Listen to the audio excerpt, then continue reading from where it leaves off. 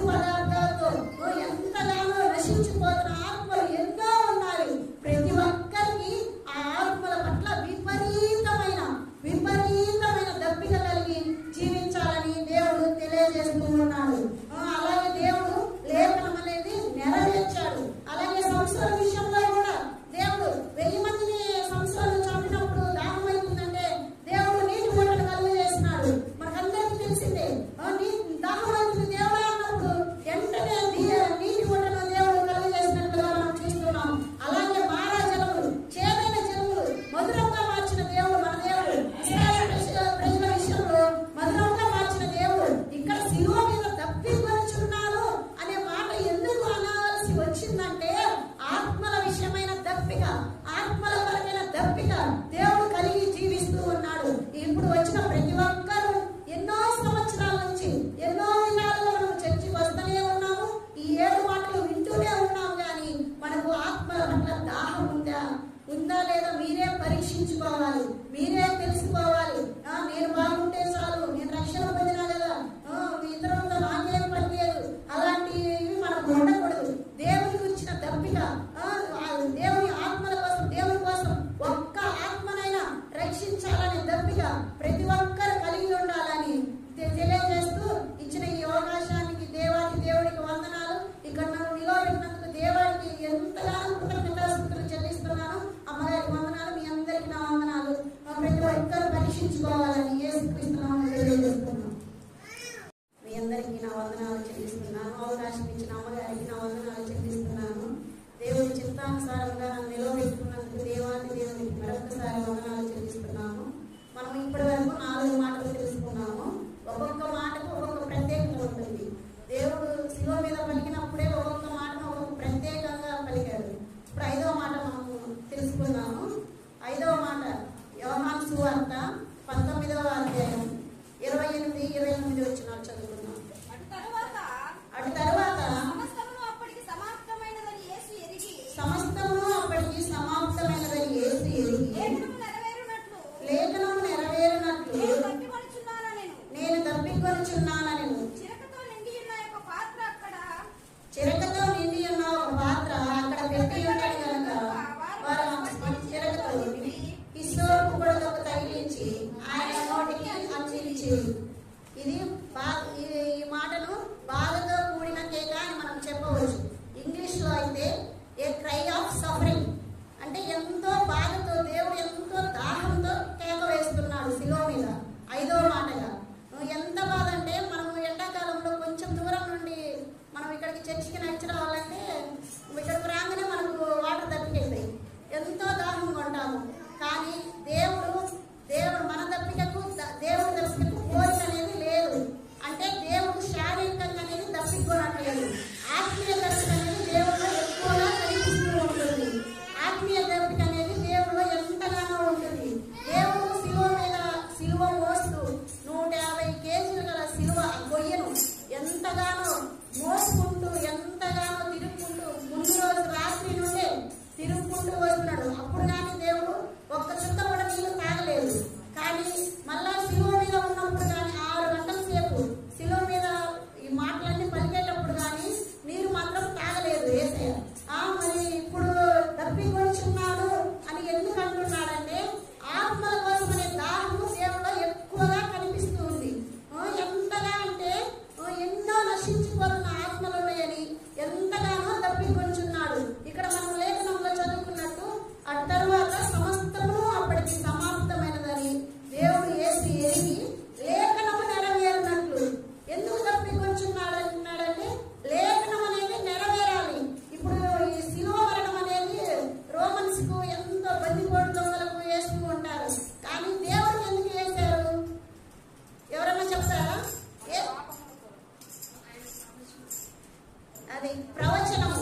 లేఖనం అనేది లేఖనంలో ఎక్కడో రాసింది యేసయ్య సిలువ వేయాలి, మన పాపముల కోసం మరణించాలి అని ఎక్కడో రాసింది. అందుకు మాత్రమే లేఖనాలు నెరవేర్చబడాలని దేవుణ్ణి సిలువ వేశారు. ఆ సిలువ మీద ఈ మాటలన్నీ పలకాలని ఉంది, రాసి ఉంది బైబిల్ గ్రంథంలో. పరిశుద్ధ గ్రంథంలో ఎన్నో చోట్ల దేవుడు ఈ మాటలు పలకాలని రాసి ఉంది. మనం ఇప్పుడు లేఖనాలు చూద్దాము. దావీదు రాసిన కీర్తన గ్రంథం 1000 సంవత్సరాల క్రితమే దావీదు గారు రాశారు. దేవుడు దప్పికొచ్చున్నానన్న మాటను కీర్తనల గ్రంథం 22వ అధ్యాయం 15వ వచనం చదవండి ఒకసారి. నా బలము ఎండిపోయి చిల్ల పెంకువలే ఆయను, నా నాలుక నా దవడను అంటుకొని ఉన్నది. నీవు నన్ను ప్రేతల భూమిలో పడవేసి ఉన్నావు. ఎందుకు పలకవలసి వచ్చినదంటే దేవుడు ఇక్కడ కీర్తనకారుడు రాసినాడు, నా బలము ఎండిపోయి చిల్ల పెంకువలే ఆయను. అప్పటికే దేవుడిలో ఉన్న రక్తమంతా కాలిపోయింది. ఆయన సిలువలో ఉన్న వారికి ఎంతగానో మొత్తం బలహీనమైపోతారు. లాస్ట్ కి రక్తమంతా కారిపోయి నీరంతా కారిపోయి ఎంతగానో బలహీనులైపోయి అప్పటికి ఇంకా శరీరంలో ఏమీ ఉండదు, ఎంతో సొమ్మసిల్లుతారు. అప్పుడు ఎంతగానో ఇంకా బాధపడుతూ దేవుడు దప్పికొచ్చున్నాను అన్నాడు. అది ఎందుకన్నాడంటే కీర్తనకారుడు మనకు తెలియజేశాడు, కీర్తన గ్రంథం ద్వారా లేఖనం ద్వారా తెలియజేశాడు, ముందుగానే తెలియజేశాడు. కానీ అక్కడ ఉన్నవారు యూదులు అనేది గ్రహించుకోలేకపోయారు. ఇప్పుడు కూడా మనం ఉంటున్నాము, ఎన్నో ప్రసంగాలు వింటున్నాం, ఎన్నో మాటలు వింటున్నాం, కానీ గ్రహించుకోలేకుంటున్నాము. ఎందుకు ఈ మాట పలుకుతున్నాడో దేవుడు, ఎందుకా అని మనం గ్రహించుకోలేకుంటున్నాం. అది కాక దేవుడిని యోహాను సువార్త మరలా ఒకసారి చూద్దాము. 19వ అధ్యాయం 29వ వచనం ఒకసారి చదవండి. చిరకతో నిండి ఉన్న ఒక పాత్ర అక్కడ పెట్టబడి ఉండను గనక వారు ఒక స్పంజి చిరకతో నింపి ఇసోపు పొడగకు తగిలించి ఆయన నోటికి అందించిరి. అక్కడ ఉన్నవారు దేవుడి గురించి ఎరగక ఆయన దప్పికొనుచున్నాను అనగానే ఆయన దేవుడని ఎరగగా లేఖనము ఎరగక వారు ఒక చిరకను చేదు చిరకను ఒక స్పాంజి పొడగకు తగిలించి ఆయన నోటికి అందించారు. అది ఏ విధంగా అంటే ఎంత క్రూరులంటే మానవులు ఎంత భయంకరంగా దేవుడిని గుర్తించక ఆయన చేసిన అద్భుతాలను ఆశ్చర్యాలను చూసి కూడా ఆయన నమ్మక ఆయనను స్వాంచి అంటే చేదన్నది ఆయన నోటికి అందించారు. ఎంత భయంకరమైన మానవులుగా ఉంటున్నారో చూడండి. ఇప్పుడు కూడా మనం అనేక వాక్యాలు వింటూ ఉన్నాము, కానీ మనకు దేవుడి గురించిన అన్ని విషయాలు తెలుస్తున్నాయి. కానీ ఏదో ఒక విషయం ద్వారా ఏదో ఒక విధంగా మనము దేవుణ్ణి రోజు దినదినము ప్రతిదినము సిలువ వేస్తూనే ఉంటున్నాము, సిలువ వేస్తూనే ఉంటున్నాము. ఆనాడు సిలువ దగ్గర ఉన్న యూదులు వేస్తున్నారు, ఈనాడు మనము కూడా వేస్తున్నాము. ఒక్కసారి మనము పరీక్షించుకోవాలి. మరొకసారి చూద్దాము కీర్తనల గ్రంథము ఎక్కడ ఇంకా రాయబడినదో లేఖనములు నెరవేర్పు అనేది. కీర్తనల గ్రంథము 69వ కీర్తన 21వ అధ్యాయం చదవండి. వారు నాకు చేదును ఆహారంగా పెట్టిరి, నాకు దప్పికైనప్పుడు చిరకను త్రాగనిచ్చిరి. చాలండి. వారు ఏం చెప్పారు? ఇప్పుడు చెప్పారు కదా, చేదును ఆహారంగా పెట్టిరి, దప్పికైనప్పుడు చిరకనిచ్చారు. ఎంత క్రూరంగా, అసలు ఎంత క్రూరంగా ప్రవర్తించారో చూడండి.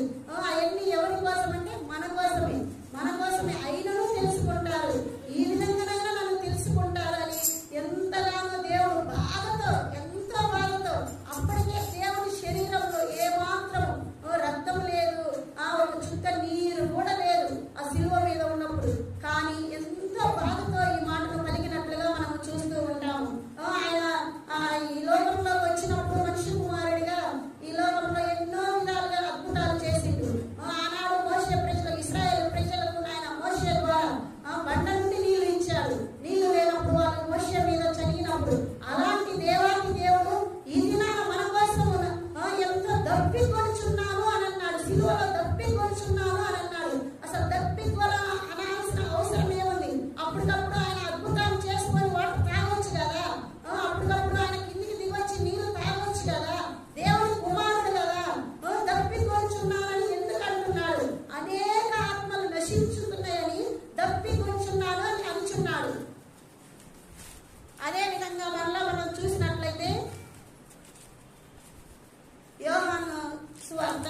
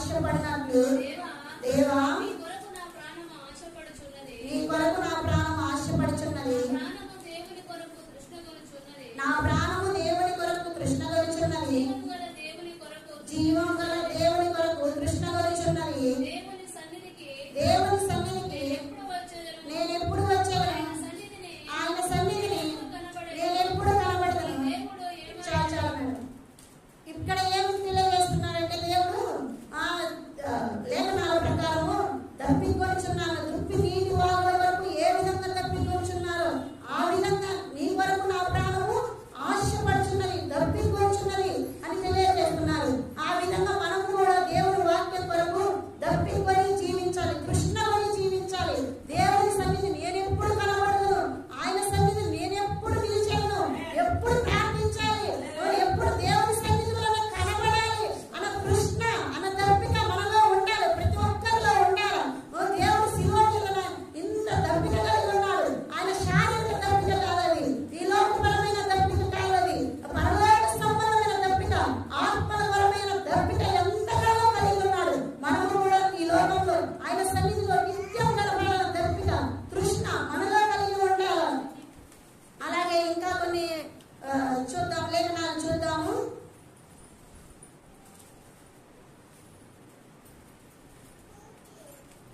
మత్తయి సువార్త 25వ అధ్యాయం 34, 35 వచనాలు చదువుతున్నాము.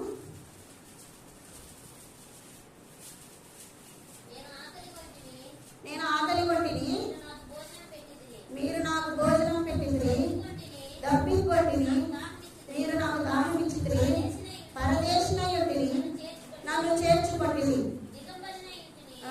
దిగంబరమై ఉంటిని, నాకు బట్టలు ఇచ్చితిరి. నేను ఆకలి కొట్టిని, ఏమంటున్నాడు? నేను ఆకలి కొట్టిని, నాకు భోజనము పెట్టింది. దేని గురించి దేవుడు ఆకలి కొని ఉంటున్నాడు? ఏ విధంగా దేవుడు ఆకలి కొని ఉంటున్నాడు? దేవుడు యేసుక్రీస్తు ప్రభువారు ఈ లోకానికి వచ్చి నేను ఆకలి కొని ఇంటిని, నాకు ఆహారము పెట్టింది, దప్పికొని ఇంటిని, నాకు దాహం ఇచ్చింది. ఈ లోకంలో ఎంతో మంది పేదలు ఉన్నారు, ఆకలి ఉన్నవారు ఉన్నారు, దాహం లేక ఉన్నారు, పరదేశులుగా ఉన్నారు.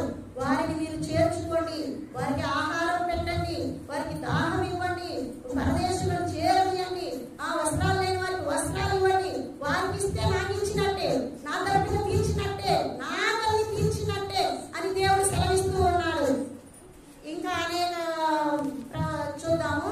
ఒక భక్తుడు అంటున్నాడు, హెన్రీ స్కాల్కన్ అనే భక్తుడు 16వ శతాబ్దంలో ఈ విధంగా రాశాడు. మానవుని ఆత్మ అంట ప్రచండమైన ఆత్మజాలనంత దప్పిక కొని ఉంటుందంట. మానవుని ఆత్మ, మన ఆత్మ అంట దేవుని నమ్ముకున్న వారి ఆత్మ, లోకంలో ఉన్న వారి ఆత్మ కాదంట. ప్రచండమైన ఆత్మజాలనంత దప్పిక ఉంటుందంట వారిలో. దేని గురించి అంటే దేవుడి గురించిన ఆత్మ, ఆత్మల గురించిన ఆత్మ. ఒక్క ఆత్మనైనా దేవుడి కోసం రక్షించాలన్న కృష్ణ ప్రతి ఒక్కరిలో ఉండాలని తెలియజేస్తున్నాను. అలాగే ఇంకా మనం చూసుకుందాము. ఇర్మియా గ్రంథం 2:13. నా జనులు 2 నేరములు చేసి ఉన్నారు, జీవజలముల ఊటనైనా నన్ను విడచి ఉన్నారు. తమ తరకు తొట్లను అనగా బద్దలై నీళ్లు నిలవని తొట్లను తొలిపించుకొని ఉన్నారు. ఇక్కడ ఏమంటున్నారంటే ఇర్మియా భక్తులు ఏమి రాస్తున్నారంటే, దేవుడు ఏం రాస్తున్నాడంటే, నా జనులు 2 నేరములు చేసి ఉన్నారు, జీవజలముల ఊటనైన నన్ను విడిచి ఉన్నారు. దేవుడు ఏమంటున్నాడు? నేను జీవజల ఊటలను సెలవిస్తున్నాడు. ఆ జీవజల ఊటను వదిలి ఈ లోకానుసారంగా ఎంతో జీవిస్తూ ఉన్నారు. అప్పుడు వారు ఏమంటున్నారు? తమ కొరకు తొట్లను అనగా బద్దలైన నీళ్లు నిలువని తొట్లను తొలిపించుకొని ఉన్నారు. మన హృదయాల్లో నీళ్లు నిలవకుండా, దేవుని వాక్యము నిలవకుండా, దేవుడు నిలవకుండా ఎంతగానో కఠినంగా మనము ప్రవర్తిస్తూ ఉన్నాము, ఎంతగానో దేవుడికి అయాసకరంగా మనము జీవిస్తూ ఉన్నాము. మన హృదయాల్లో దేవుడు వాక్యము నిలవబడాలి, ఆయన నీరు అనేది నిలవబడాలి. ఆయన నీరు నిలవబడడం కోసం మనం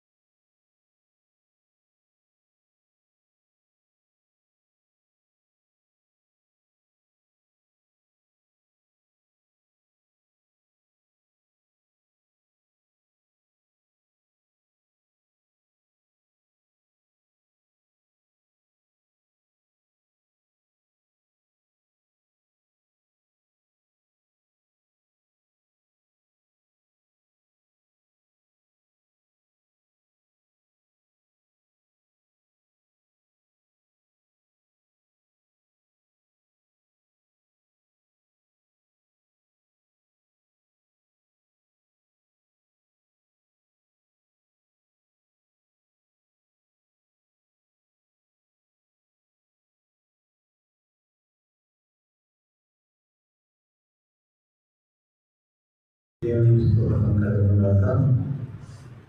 ఈ శ్రేష్టమైన సమయాన్ని దేవాదేవుడు మనందరికీ ఇచ్చినందుకు ఆ దేవాదేవునికి స్తోత్రాలు తెలుస్తున్నాం.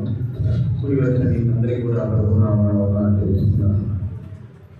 6వ మాట మనము ఇప్పుడు ధ్యానం చేస్తున్నాం. యోహాను సువార్త 19వ అధ్యాయం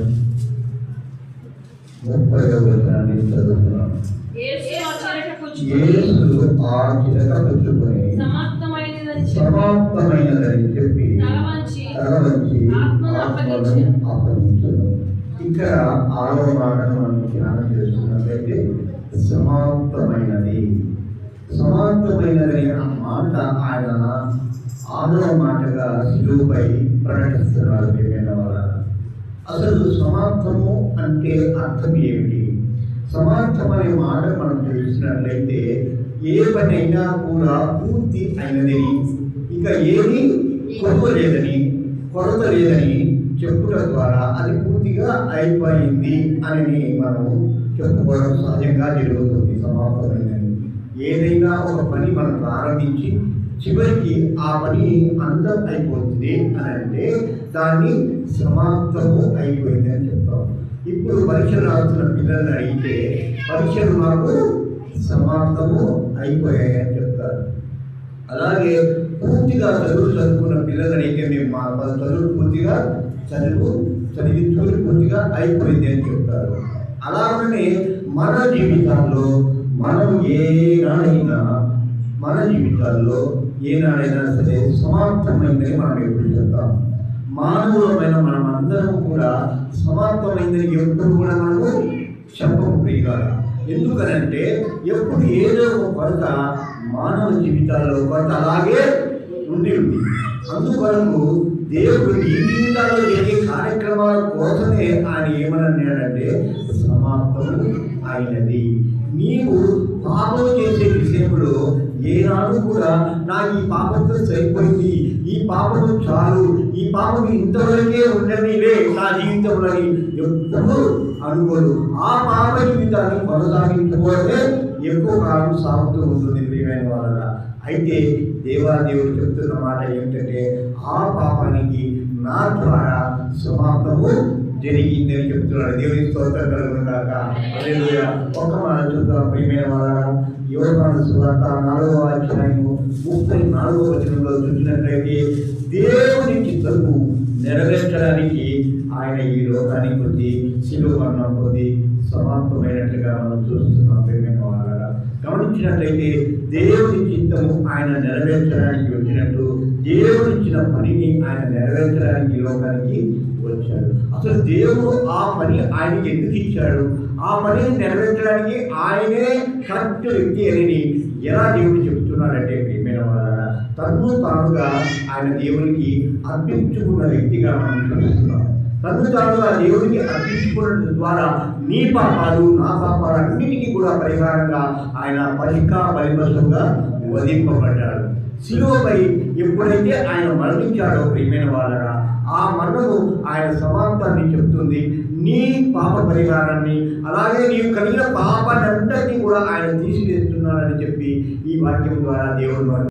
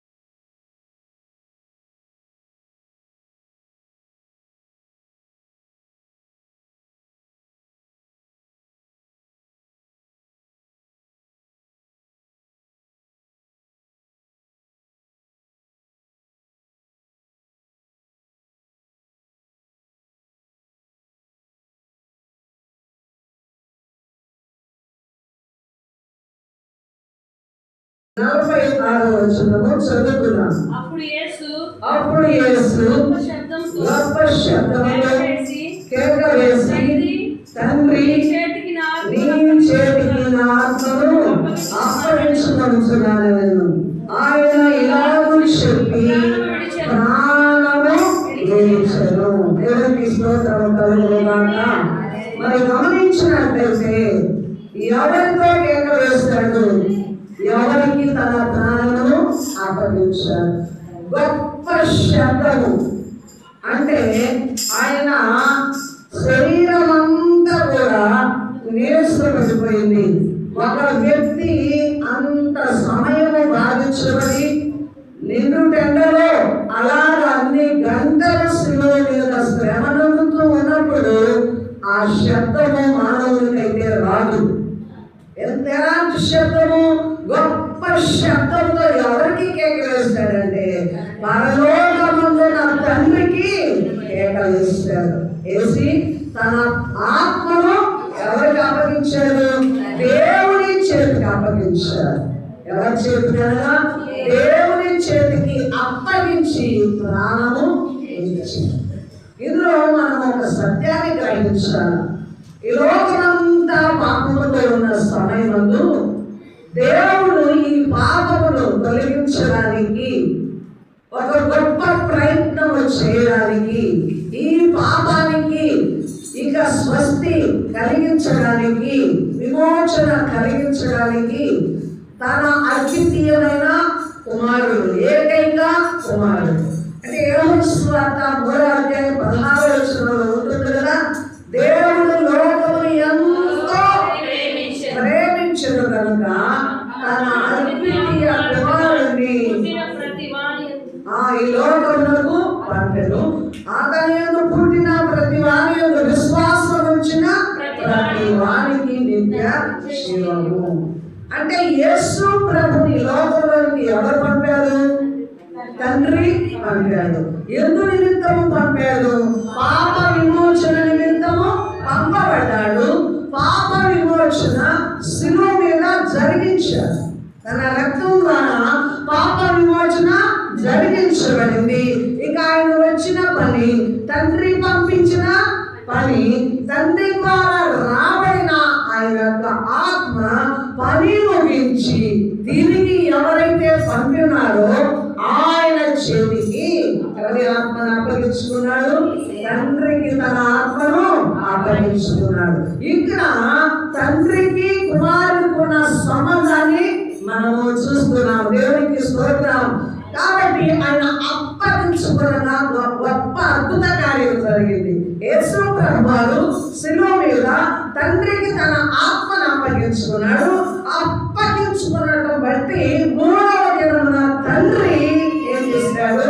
కుమారుని లేపాడు. దేవునికి స్తోత్రం. హల్లెలూయా.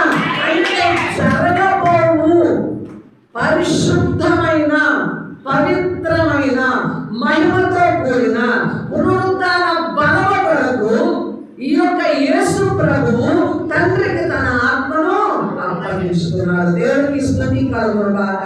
కేవలం యేసు ప్రభువారే తండ్రికి ఆత్మను అప్పగించుకోవడం కాదు, ఇక్కడ లోకమంతా కూడా ఈ మాటలో ఒక సత్యాన్ని ఎరగాల, ఒక సత్యాన్ని ఎరగాల. ఈ మాట ద్వారా లోకానికే ఒక సవాలుగా సువార్త విసురుతున్నాడు దేవుడు. ఆమేన్. హల్లెలూయా. ఇప్పుడు మనలో పెట్టిన ఆత్మ ఎవరిది? దేవుడు పెట్టిన ఆత్మ మనలో ఉంది. హల్లెలూయా. మానవుని మట్టితో చేసిన మానవుడు, అతనికి జీవించు ప్రాణం లేదు. కాబట్టి దేవాది దేవుడు ఏం చేశాడు? అతను జీవాత్మ యోగగా అతను జీవించు ప్రాణి అయ్యాడు. దేవుడు పెట్టిన ఆత్మ మనలో ఉంది. ఇప్పుడు ప్రతి మనిషి కూడా ఏం చేయాలండి? మన ఆత్మను ఎవరికి అప్పగించాలా? దేవునికి అప్పగించాలా? ఎప్పుడు అప్పగించాలి? ప్రాణం విడిచిన తర్వాత అప్పగించాలా? ఈ లోకంలో ఉన్నప్పుడే ప్రభువునకు మన ఆత్మను అప్పగించాలి. సృష్టికర్తకు మన ఆత్మను అప్పగించాలి. నీలో ఆత్మను ఉంచిన దేవునికి తిరిగి నీ ఆత్మను అప్పగించాలి. అందుకే యేసు ప్రభువారు ఈ లోకంలోనికి తండ్రి చేత పంపబడ్డాడు కాబట్టి తిరిగి తండ్రి చేతికి తన ఆత్మను అప్పగించి ఏం చేశాడు? ప్రాణము విడిచాడు. సమాప్తం అయిపోయిన తర్వాత ప్రాణము విడిచాడు. దేవునికి స్తోత్రం. హల్లెలూయా.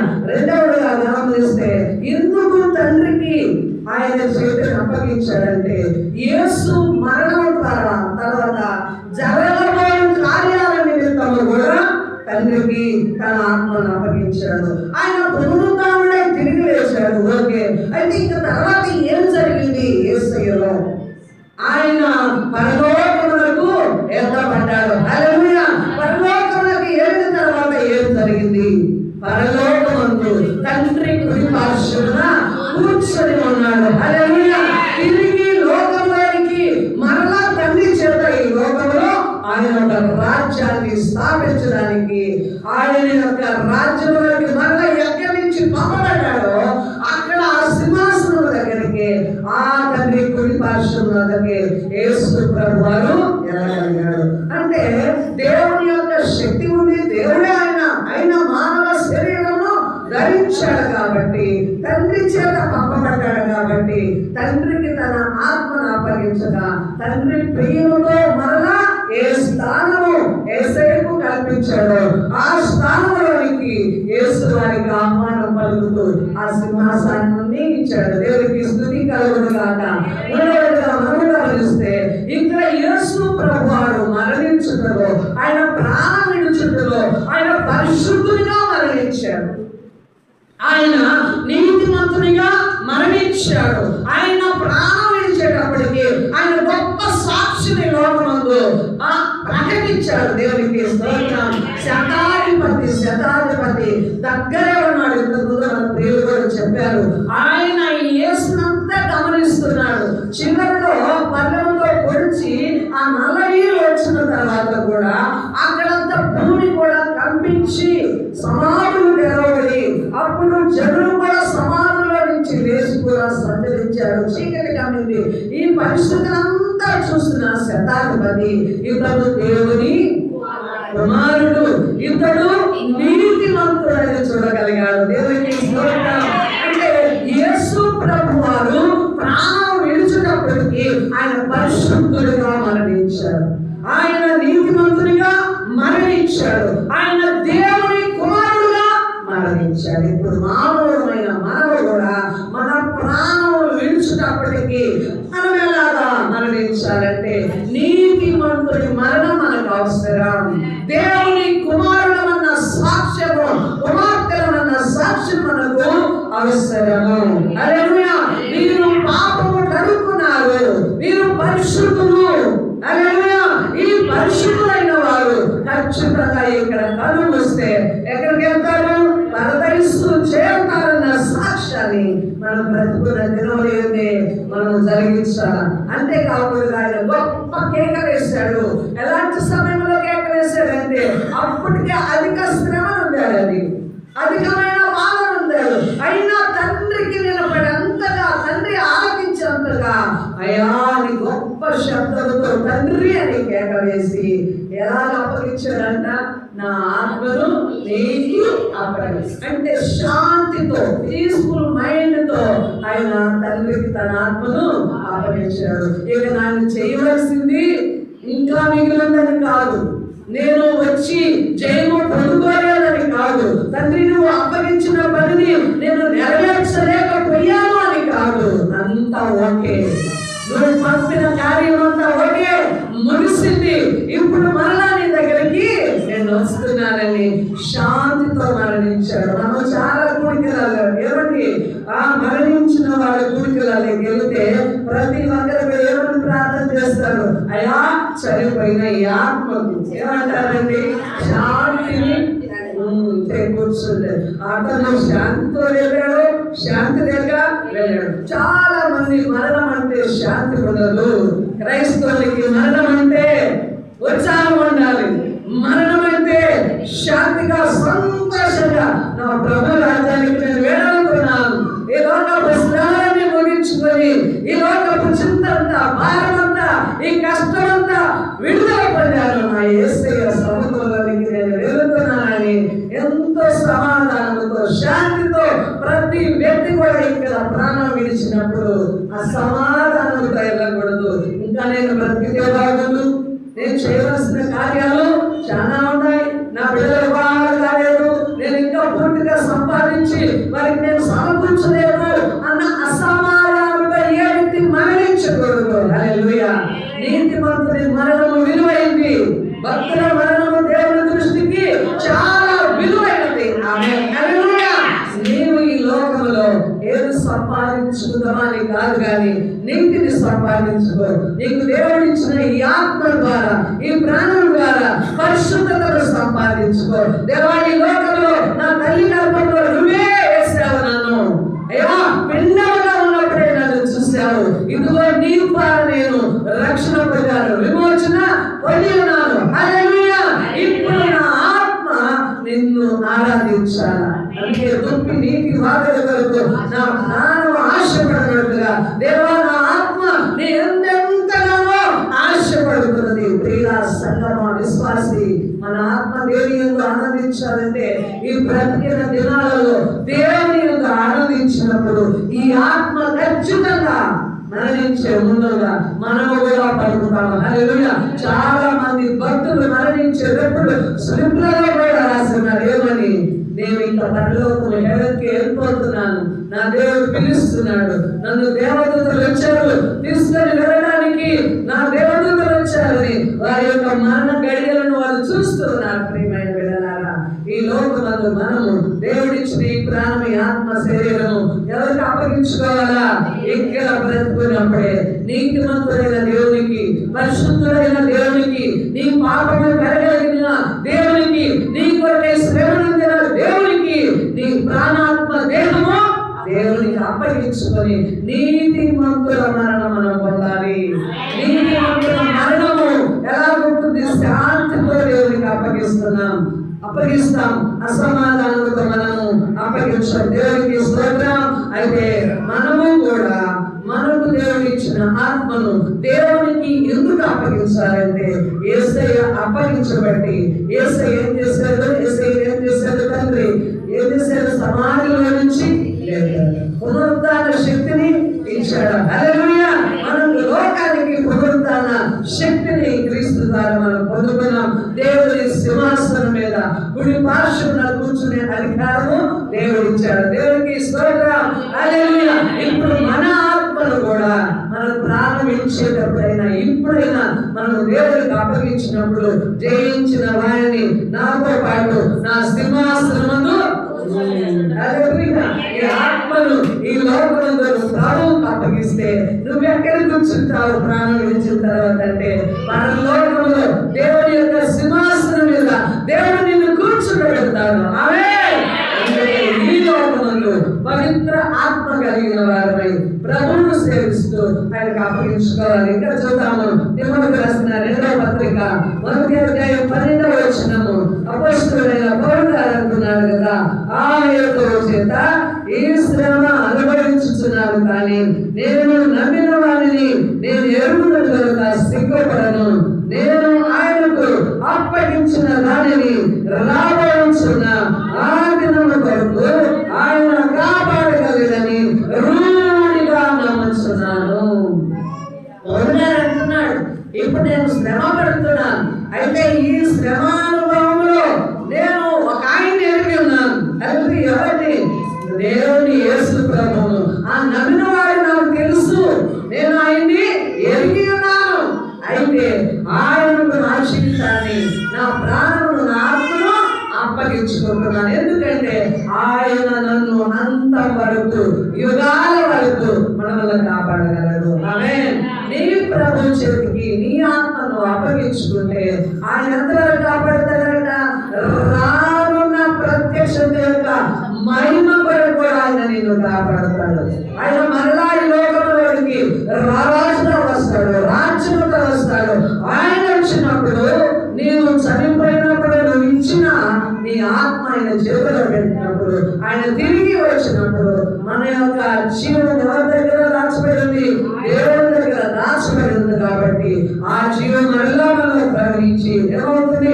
మహిమ యొక్క ప్రత్యక్షతలో మనం ఉండగలము. కాబట్టి ప్రతి మనిషి కూడా ఈ లోకమందు జీవించిన కాలమందు క్రీస్తును ఎరగాలి, విమోచన పొందాలి, పరిశుద్ధమైన మార్గంలో నడవాలి. ప్రాణము విడిచినప్పటికీ నీతిమంతుని మరణించాలి. అప్పుడు మన ఆత్మను ఎవరికి అప్పగించాలా? తండ్రికి అప్పగించినప్పుడు మన ఆత్మను ఆయన కాస్తాడు. దేవునికి స్తోత్రం. మనం రాత్రి జామున పడుకున్నప్పుడు కూడా తండ్రి నా ఆత్మను నీకు అప్పగిస్తున్నాను. హల్లెలూయా. ప్రతి ఒక్కరు కూడా మనం ప్రార్థన చేసుకోవాలి. ఇంకా మనం గమనిస్తే 1 పేతురు 4వ అధ్యాయము 19వ వచనము, కాబట్టి దేవుని చిత్త ప్రకారము బాధపడేవారు సత్ప్రవర్తన గలవారై నమ్మకమైన సృష్టికర్తకు తమ ఆత్మలను అప్పగించుకోవాలి. ఎవరికి? ఇది వరకే మాటలు కాదు. హల్లెలూయా. దేవుడు పరిశుద్ధ లేఖనాలు సంఘాలకి, లోకంలో ఉన్న మనుషులకి గొప్ప హెచ్చరిక చేస్తున్నాడు. హల్లెలూయా. నువ్వు ఈ లోకంలో బాధపడు, శ్రమపడు, బాధ ఉన్నంతే, శ్రమ ఉన్నంతే దేవుని కుమారులను కుమార్తెలను అనిపించుకోలేవు. అయితే ఆ బాధలో కూడా, ఆ శ్రమలో కూడా మనం ఎలా ఉండాలంట? పాపములకు దాసులు కాకూడదు. ఎలా ఉండాలి? సత్ప్రవర్తన కలిగిన వారమై, హల్లెలూయా, సత్ప్రవర్తన కలిగిన వారమై నమ్మకమైన సృష్టి కర్తకు హల్లెలూయా కూర్చున్న వారు, రక్షింపబడిన వారు, లోకంలో వింటున్న ప్రతి ఆత్మ కూడా తమ ఆత్మలను వ్యక్తిగతంగా మీ ఆత్మను ఎవరికి అప్పగించుకోవాలా? యేసు ప్రభువుకు అప్పగించుకోవాలని దేవుడు ఆజ్ఞ. ఆమేన్. హల్లెలూయా. కాబట్టి ఈ దినము ఈ 7 మాటలు కింద మనం అందరం కూడా ఒక్కొక్క మాటలో మానవ జీవితానికి అవసరమైన సత్యాలను మనం విని ఉన్నాం. ఆమేన్. హల్లెలూయా. ఈ ఆఖరి మాట ఆయన సమాప్తము చేసి తండ్రికి తన ఆత్మను అప్పగించుకున్నాడు. హల్లెలూయా. ఎవరికి కూడా మరణం అంటే భయం ఉండకూడదు, కానీ పాపం అంటే భయం ఉండాలా. హల్లెలూయా. పాపములకు మారిపోండి. క్రీస్తులో విశ్వాసి నిత్య జీవం పొందుకునేవాడు నీతిమంతుడు. మరణం అంటే సంతోషించండి. నా యేసయ్య పిలుపు నా దగ్గరకు వచ్చింది. ఇక నిద్రించు సమయము, ఇక మీదకి నేను నిద్రిస్తున్నాను. ఈ లోక బాధలను, శ్రమలను అన్నిటినీ విడిచి నా ఆత్మను దేవునికి శాంతితో అప్పగించుకుంటున్నాను. కాబట్టి ప్రతి ఒక్కరు కూడా యేసు ప్రభువు ఎలాంటి ప్రాణము, ఎలాగ ఇచ్చాడు ఆయన ప్రాణము అంటే చివరిలో శాంతిలో నీతిమంతుడుగా, పరిశుద్ధుడుగా తండ్రి చేత పంపబడిన వాడు తిరిగి తండ్రి చేతికి తన ఆత్మను అప్పగించుకున్నాడు. ఇందులో మనము ఈ సత్యాన్ని గ్రహించుకోవాలి. మనము కూడా ఎవరితో పంపబడ్డాం? నీ తల్లిదండ్రులలో పుట్టిన దేవుడు సృష్టించే నువ్వు ఈ లోకంలోనికి రాలేదు. నీలో పెట్టిన ఆత్మ దేవుడు పెట్టిన దీపము. హల్లెలూయా. ఆయన దీపం తీసేస్తే ఏమైపోతుంది? నీ ప్రాణము పోతుంది. హల్లెలూయా. కాబట్టి మనము కూడా మన ఆత్మను ఈ లోకమందు పవిత్రపరచుకొని ఈ ఆత్మ ద్వారా దేవుని ఏమంటున్నాడు? ఆత్మతో సత్యముతో ఈ దేవుణ్ణి ఆరాధించు. కాబట్టి ప్రియమైన బిడ్డలారా, ఏదో మనము నామకార్థ భక్తి చేసినట్లయితే దేవుని యొక్క క్షమాపణ మనకు రాదు, విమోచన రాదు, రక్షణ రాదు. యేసయ్య ఇంతగా ఈ దినమున మనమందరం పవిత్రంగా వచ్చాము. చాలా మంది ఉపవాసాలు ఉన్నారు, చాలా మంది 3 గంటల వరకు పిల్లలు కూడా ఉంటున్నారంటే అర్థం ఏంటంటే ఆయన త్యాగాన్ని మనము జ్ఞాపకము చేసుకుంటున్నాం. ఈ విలువైన మాటలు కూడా మనము జ్ఞాపకము చేసుకున్నాం. ఇప్పటి వరకు 7 మాటలు అందరూ అద్భుత రీతిగా దేవుడు వాడుతున్నాడు కాబట్టి వారు ధ్యానము చేయగలిగారు. దేవునికి స్తుతి చెల్లిస్తూ మరి చివరిగా మేరీ నందు గారు ముందుకు వచ్చి 7 మాటలు దేవుడు మనతో మాట్లాడినందుకు సహోదరి గారు ముందుకు వచ్చి ప్రార్థన చేస్తారు. మేరీ నందు గారు 7 మాటల ధ్యానం బట్టి అందరినీ దేవుడు బలపరిచినందుకు ప్రార్థన చేస్తారు.